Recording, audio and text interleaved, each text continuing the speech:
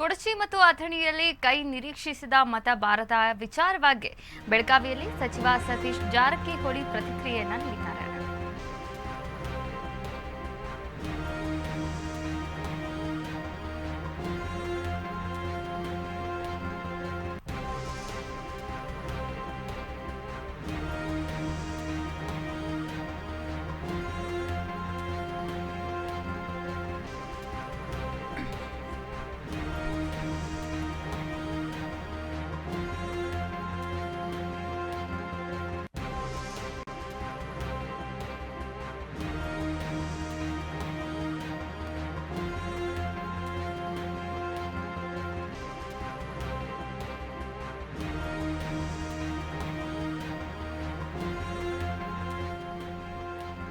ಈ ಬಾರಿಯ ಲೋಕಸಭಾ ಚುನಾವಣೆಯಲ್ಲಿ 2024ರ ಲೋಕಸಭಾ ಚುನಾವಣೆಯಲ್ಲಿ ಕೊಡಚಿ ಮತ್ತು ಅಥಣಿ ಕ್ಷೇತ್ರದಲ್ಲಿ ಕಾಂಗ್ರೆಸ್ ಪಕ್ಷ ನಿರೀಕ್ಷೆ ಮಾಡಿದಂತಹ ಮತ ಬಂದಿಲ್ಲ. ಈ ವಿಚಾರವಾಗಿ ಬೆಳಗಾವಿಯಲ್ಲಿ ಸಚಿವ ಸತೀಶ್ ಜಾರಕಿಹೊಳಿ ಪ್ರತಿಕ್ರಿಯೆಯನ್ನ ನೀಡಿದ್ದಾರೆ.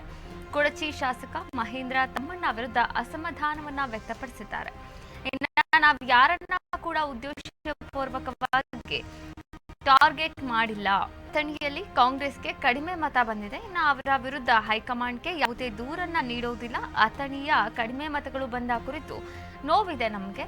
ಬೆಳಗಾವಿಯಲ್ಲಿ ಸಚಿವ ಸತೀಶ್ ಜಾರಕಿಹೊಳಿ ಅವರು ಹೇಳಿಕೆಯನ್ನ ನೀಡಿರುವಂಥದ್ದು. ಇನ್ನು 2024ರ ಲೋಕಸಭಾ ಚುನಾವಣೆಯಲ್ಲಿ ಯಾವ ರೀತಿಯ ಒಂದು ಕಾಂಗ್ರೆಸ್ ಚುನಾವಣೆಯಲ್ಲಿ ಫಲಿತಾಂಶವನ್ನ ಬಂದಿರುವಂತಹ ಕುರಿತು ಅಥಣಿಯಲ್ಲಿ ಕಾಂಗ್ರೆಸ್ಗೆ ಕಡಿಮೆ ಮತ ಬಂದಿದೆ ಅಂತ ಕೊಡಚಿ ಶಾಸಕ ಮಹೇಂದ್ರ ತಮ್ಮಣ್ಣ ವಿರುದ್ಧ ಅಸಮಾಧಾನವನ್ನ ಹೊರಹಾಕಿದ್ದಾರೆ ಸತೀಶ್ ಜಾರಕಿಹೊಳಿ.